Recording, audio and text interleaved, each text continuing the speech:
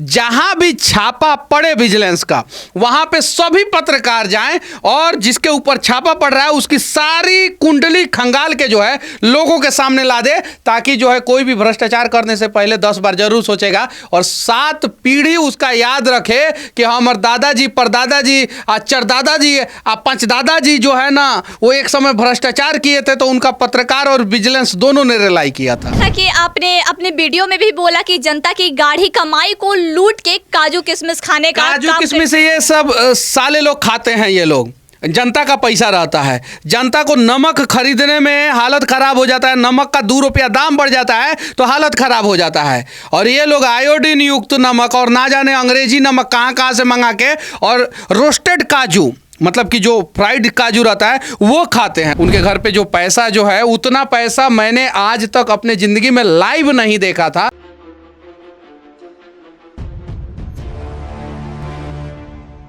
बिहार के एक भ्रष्ट इंजीनियर के अलग अलग ठिकानों पर विजिलेंस का छापा पड़ा है। छापा में 5 करोड़ रुपए बरामद किए गए हैं।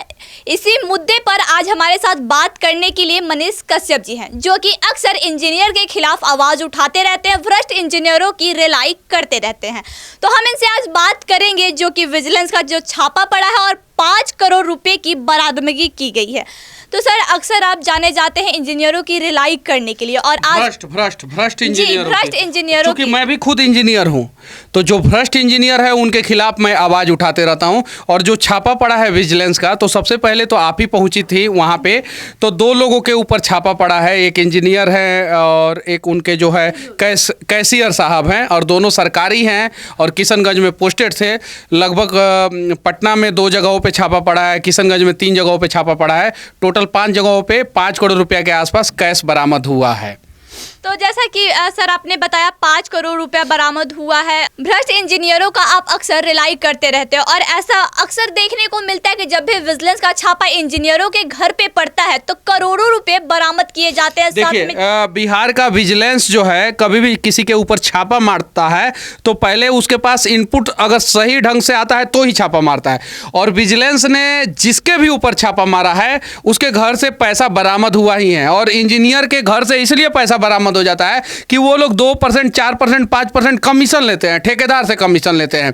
अब मान लीजिए किसी ठेकेदार को ज़्यादा परेशान किए हैं और ज़्यादा कमीशन मांग लिए, तो वो ठेकेदार ने पैसा दिया इंजीनियर को और इधर विजिलेंस को बोल दिया है कि अभी मैंने पैसा दिया है, इंजीनियर साहब यहाँ से यहाँ निकले हैं। विजिलेंस को पता चल जाता है, छापा पड़ता है और इंजीनियर लोग रिला जाते हैं। अभी इंजीनियर साहब रिलाए हैं और उनके जो है सहयोगी कैशियर साहब रिलाए हैं। उनके घर पे जो पैसा जो है, उतना पैसा मैंने आज तक अपने ज़िंदगी में लाइव नहीं देखा था।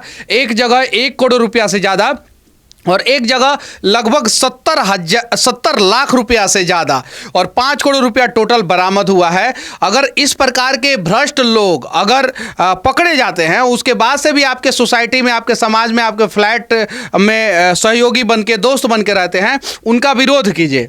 और जब तक उनका विरोध नहीं करेंगे तब तक बिहार सुधरेगा नहीं। तो आप अक्सर बिहार को सुधारने का कोशिश करते हैं, अक्सर आवाज उठाते हैं, कभी रोड को देख के, कभी नाले को देख के। तो क्या लगता है, ऐसे जब भी विजिलेंस का छापा पड़ता है, करोड़ों रुपए बरामद किए जाते हैं, तो क्या बिहार का कंडीशन सुधरेगा?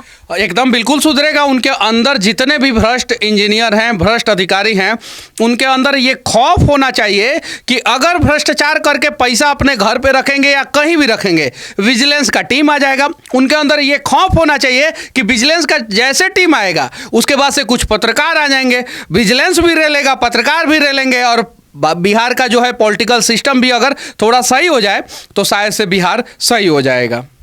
जैसा कि आपने अपने वीडियो में भी बोला कि जनता की गाढ़ी कमाई को लूट के काजू किशमिश खाने का काजू किशमिश ये सब साले लोग खाते हैं। ये लोग, जनता का पैसा रहता है, जनता को नमक खरीदने में हालत खराब हो जाता है, नमक का 2 रुपया दाम बढ़ जाता है तो हालत खराब हो जाता है। और ये लोग आयोडीन युक्त नमक और ना जाने अंग्रेजी नमक कहाँ कहाँ से मंगा के और रोस्टेड काजू, मतलब कि जो फ्राइड काजू रहता है वो खाते हैं, तो कहीं नहीं तो कहीं तो ये गलत है। और ऐसे ऐसे लोग जो है वो सामने आने चाहिए, समाज के सामने आना चाहिए। और मैं बिहार के सभी पत्रकार बंधुओं से विनती करना चाहता हूं, हालांकि कुछ पत्रकार वहां पे पहुंचे थे, जहां भी छापा पड़े विजिलेंस का वहां पे सभी पत्रकार जाएं और जिसके ऊपर छापा पड़ रहा है उसकी सारी कुंडली खंगाल के जो है लोगों के सामने ला दे, ताकि जो है कोई भी भ्रष्टाचार करने से पहले 10 बार जरूर सोचेगा और 7 पीढ़ी उसका याद रखे कि हमारे दादाजी, परदादाजी, चरदादाजी, पंचदादाजी जो है ना वो एक समय भ्रष्टाचार किए थे, तो उनका पत्रकार और विजिलेंस दोनों ने रिलाई किया था।